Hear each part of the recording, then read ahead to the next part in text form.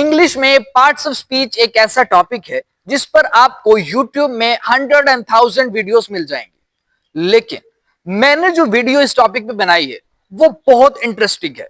उसमें मैंने ये बताया है कि ये पार्ट्स ऑफ स्पीच हमें क्यों है, क्यों हमारे पास, इसका मकसद क्या है, कि पार्ट्स ऑफ स्पीच आखिर जिंदगी में है ही क्यों। दूसरा ये कि ये पार्ट्स ऑफ स्पीच आर्ट क्यों है। सो आपको परफेक्ट वीडियो मिलेगी। ऐसे परफेक्ट तरीके से मैंने समझाया है कि आप भूलने वाले नहीं हो और ना ही आपको कोई और वीडियो देखने की जरूरत है। आज की वीडियो में आपको दो सबसे अहम जवाबात मिलेंगे। पहला ये कि why we have parts of speech, और सेकंड ये कि ये पार्ट्स ऑफ स्पीच सिर्फ आर्ट ही क्यों हैं। इमेजिन कीजिए आप एक घर बना रहे हैं। आपको क्या चाहिए? ईंटें। सो एक घर बनाने के लिए जैसे आपको ईंटें चाहिए वैसे ही हमें एक सेंटेंस बनाने के लिए वर्ड्स चाहिए। अब आपको घर बनाने के लिए जो ईंटें चाहिए उनकी भी आगे टाइप्स हैं। इसी तरह हमें एक सेंटेंस बनाने के लिए जो वर्ड्स चाहिए उनकी भी आगे टाइप्स हैं, और यही टाइप्स पार्ट्स ऑफ स्पीच है। अब ये सारे पार्ट्स ऑफ स्पीच आपको समझ आ जाएंगे, लेकिन हमारा एक सेकंड क्वेश्चन भी है। वो ये है, हमारे पास ये पार्ट्स ऑफ स्पीच सिर्फ 8 क्यों है, कम या ज्यादा क्यों नहीं है। इसका आज आपको परफेक्ट आंसर मिलेगा, ऐसा आंसर जो आपको पहले कभी नहीं मिला। ये मैं आपके सामने एक वीडियो चलाऊंगा। आपने उस वीडियो में जो कुछ हो रहा है उसको देखकर आपने एक सेंटेंस बनाना है, मैंने और आपने। हम कोशिश करेंगे कि उस वीडियो में जो भी हमने देखा है वो हम सारा कुछ उसमें उस सेंटेंस में लिखें। स्टार्ट करते हैं। इस वीडियो में आपने क्या देखा? बस इस लड़के का नाम मैं आपको बता देता हूं कि इस लड़के का नाम है अली। ठीक है, अब आगे चलते हैं, सेंटेंस बनाना स्टार्ट करते हैं। सबसे पहले तो आपने अली को देखकर अपनी एक फीलिंग का मुजाहिरा किया कि एक अली है, उसको आपने देखकर कहा कि वाओ, कि ये जो लड़का है ना डेली भागता भी और स्विमिंग भी करता है। ठीक है, सबसे पहले आपने कहा वाओ। उसके बाद आपने कहा यंग अली। आपने अली के बारे में बताना था, जाहिर सी बात है, मेन वही था। आपने कहा यंग अली, सिर्फ अली नहीं, आपने उसके बारे में मजीद बताया कि यंग अली।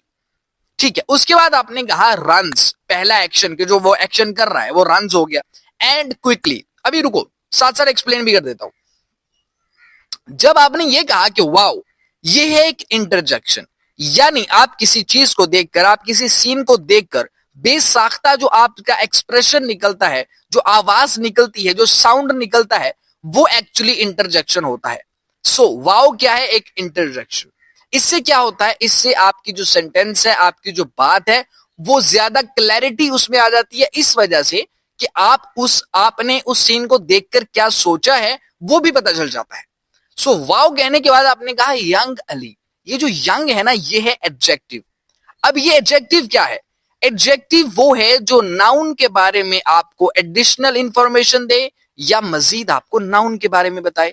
बट बात ये है कि ये किस नाउन के बारे में बता रहा है? ये बता रहा है अली के बारे में। अली लड़का है एक, ठीक है, बट उसने कहा अली लड़का है, ओके। यंग अली वो एक नौजवान लड़का है। वाओ, यंग अली रन्स, भागता है, एक्शन बता दिया तो रन्स क्या हुआ? Verb. And quickly, wow young Ali runs quickly. ये जो क्विकली है ये एक एडवर्ब है। एडवर्ब एक ऐसा वर्ड होता है जो आपको वर्ब, एडजेक्टिव या फिर एक और एडवर्ब के बारे में एडिशनल इंफॉर्मेशन दे, यानी ज्यादा बताए। जैसे एडजेक्टिव नाउन के बारे में एडिशनल इंफॉर्मेशन देता है, ऐसे एडवर्ब यहां वर्ब के बारे में एडिशनल इंफॉर्मेशन दे रहा है। हमने कहा यंग अली रन्स, के वो भागता है। हमसे किसी ने क्वेश्चन कर लिया कि भाई ये भी बताओ भागता कैसे है, हमने ये भी कह दिया क्विकली, तेजी से भागता है। ठीक हो गया। अब आगे आ गया एंड। ये जो एंड है ये एक एक्चुअली कंजंक्शन है जो कि कब यूज होता है? जब आपने दो सेंटेंसेस को, दो क्लॉजेस को आपस में सॉरी आपस में कंबाइन करना होता है, तो ये हम कंजंक्शन यूज करते हैं। यहां आप क्या कर रहे हो? यहां आप दो एक्शंस को कंबाइन कर रहे हो। वो दो एक्शंस कौन से हैं? पहला रन्स, सेकंड डाइव्स। ठीक है, कंजंक्शन के बाद आपने लगाया डाइव्स जो कि एक एक्शन है, जैसा कि रन्स एक एक्शन था। उसके बाद इनटू। इनटू क्या है? इनटू एक प्रेपोजिशन है जो कि एक नाउन या प्रोनाउन का सेंटेंस के अदर पार्ट से रिलेशन बताता है। उसका रिलेशन, उसके बाद उसकी प्लेस, उसके बाद उसकी लोकेशन।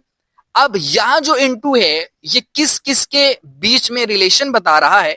ये बता रहा है डाइव्स में और पूल में, यानी उसने डाइव लगाई, उसने गोता लगाया, उसने डुबकी लगाई। हम पूछेंगे कहां, तो उसका आंसर हमें मिल गया इनटू द पूल, पूल में, स्विमिंग पूल में।